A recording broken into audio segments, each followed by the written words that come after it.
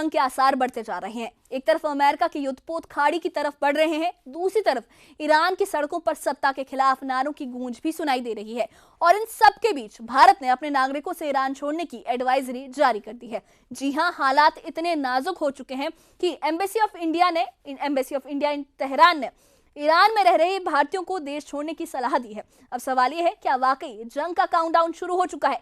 क्या अमेरिका हमला करने जा रहा है? और क्या ईरान के अंदर जो बगावत की चिंगारी सुलग रही है, क्या वो किसी बड़े बदलाव की ओर इशारा करती है? आज हम इस पूरे मसले को गहराई से समझेंगे, सियासत को, सड़कों और समुद्र, तीनों मोर्चों से इस पूरी सिचुएशन को समझेंगे। तो पहला मोर्चा है अमेरिका बनाम ईरान।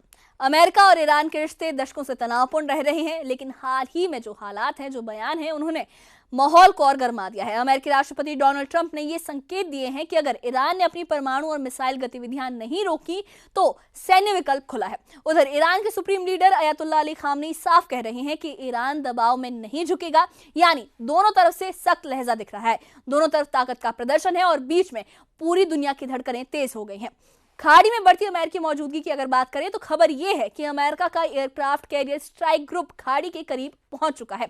बताया जा रहा है कि यूएसएस अब्राहम लिंकन क्षेत्र में तैनात है और ऑलरेडी वो वहां पर तैनात किया गया है। और दुनिया का जो दूसरा सबसे बड़ा आधुनिक एयरक्राफ्ट कैरियर यूएस के पास है, उसमें से एक है यूएसएस गेराल्ड आर फोर्ड। वो भी लगातार उसी टारगेट की ओर आगे बढ़ रहा है।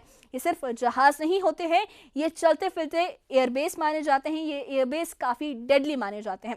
इन पर F-18, F-35 जैसे लड़ाकू विमान, मिसाइल सिस्टम और हजारों सैनिक तैनात होते हैं। जब दो एयरक्राफ्ट कैरियर किसी क्षेत्र में पहुंचते हैं तो उसे सिर्फ अभ्यास नहीं माना जा सकता, बल्कि एक ये साफ सैन्य संदेश समझा जा रहा है कि अमेरिका अटैक करने की तैयारी में आ गया है। अब बात करें कि अमेरिका की शर्तें क्या है, आखिरकार अमेरिका चाहता क्या है। अमेरिकी प्रशासन की तरफ से जो संकेत मिल रहे हैं उनमें तीन प्रमुख बातें सामने आई हैं। ईरान तुरंत यूरेनियम संवर्धन को, यूरेनियम एनरिचमेंट को रोके। अपनी जो उसकी अगली शर्त है वो ये है कि ईरान अपनी बैलिस्टिक मिसाइल की रेंज को सीमित करे। और तीसरी शर्त है कि क्षेत्रीय सशस्त्र समूहों को समर्थन देना बंद करे, यानी कि जो वो ग्रुप्स हैं जिनको वो सपोर्ट करता है, चाहे वो हिजबुल्लाह हो, जिनको सपोर्ट करके वो इजराइल के अगेंस्ट बेसिकली काम करता है, उनको समर्थन देना वो बंद करे। चाहे वो हूती है, चाहे वो हिजबुल्लाह है, चाहे वो कोई और ऐसा क्षेत्रीय समर्थन ग्रुप है जो पूरी तरीके से पॉलिटिकल रिजीम के अगेंस्ट है, जिसको अमेरिका सपोर्ट करता है। लेकिन ईरान की नजर में ये जो सारी शर्तें हैं ये रणनीतिक आत्मसमर्पण के बराबर है। ईरान ये मानता है कि उसकी मिसाइल क्षमता और परमाणु कार्यक्रम उसकी सुरक्षा की गारंटी है और उस पे उसकी सॉवरेनिटी के अलावा किसी और का हक नहीं है बोलने का।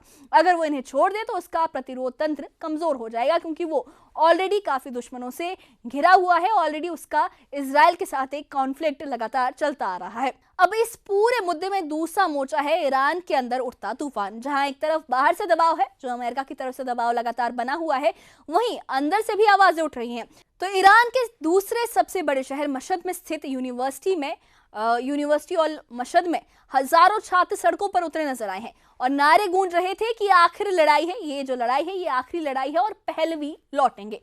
ये नारा ईरान के निर्वासित क्राउन प्रिंस रजा पहलवी के समर्थन में लगाया गया है। याद रहे कि 1979 की इस्लामिक क्रांति के बाद ईरान में शाह का शासन खत्म हुआ था। अब कुछ प्रदर्शनकारी ये मानते हैं कि देश में बदलाव के लिए राजशाही की वापसी जरूरी है। हालांकि इन प्रदर्शनों में हताहतों की जो संख्या है उसको लेकर अलग अलग दावे भी सामने आ रहे हैं। सरकारी और स्वतंत्र स्रोतों का जो आंकड़ा है, उन सोर्सेज के आंकड़ों के जो नंबर्स हैं उनमें काफी अंतर देखा जा रहा है, जिसकी जो पुष्टि करना है वो भी मुश्किल है। लेकिन इतना साफ है कि असंतोष की आग ईरान में सुलग रही है।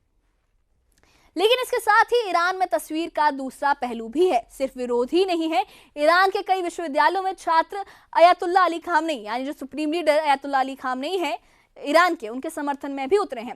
राज्य समर्थक मीडिया जैसे तेहरान टाइम्स के मुताबिक छात्रों ने अयतुल्ला खामनेई के समर्थन में रैलियां निकाली हैं और हालिया हिंसा को विदेशी उकसावे का नतीजा भी बताया है। समर्थकों का कहना है कि अमेरिका और इजराइल जैसे देश ईरान को अस्थिर करना चाहते हैं, यानी देश दो हिस्सों में बटा हुआ नजर आता है। एक तरफ बदलाव की मांग है, जो अभी शासन चल रहा है supreme leader Ayatollah Ali Khamenei का, उसके खिलाफ मांग एक उठ रही है, तो दूसरी तरफ स्थिरता और सुरक्षा की दलीलें देते हुए अयातुल्ला अली खामनेई के समर्थन में भी नारेबाजी की जा रही है, उनके समर्थन में भी प्रदर्शन किए जा रहे हैं। तो ये दो अलग अलग तस्वीरें ईरान में अभी दिख रही हैं, जो इसकी अंदरूनी तस्वीर है, जो बाहरी दबाव के अलावा है। अब बात करते हैं कि अगर ये जंग छिड़ी तो आखिरकार होगा क्या। अब सबसे अहम सवाल है कि क्या वाकई जंग हो सकती है। अगर अमेरिका हमला करता है तो पॉसिबिलिटीज ये हैं कि ईरान के सैन्य ठिकानों को निशाना बनाया जाएगा, परमाणु सुविधाओं और मिसाइल साइट्स पर स्ट्राइक होंगी और तेल डिपो और रिफाइनरियां खतरे में आएंगी। लेकिन जवाबी कार्रवाई भी उतनी ही तेज हो सकती है। ईरान के पास मध्यम और लंबी दूरी की मिसाइलें हैं, ड्रोन नेटवर्क है, खाड़ी क्षेत्र में अमेरिकी ठिकाने हैं जो टारगेट बन सकते हैं, इजीली टारगेट उनको ईरान कर सकता है। और सबसे ज्यादा इंपॉर्टेंट जो है, सबसे ज्यादा अहम है, जिसका असर पूरी दुनिया पर पड़ेगा, वो है स्ट्रेट ऑफ हॉर्मुज।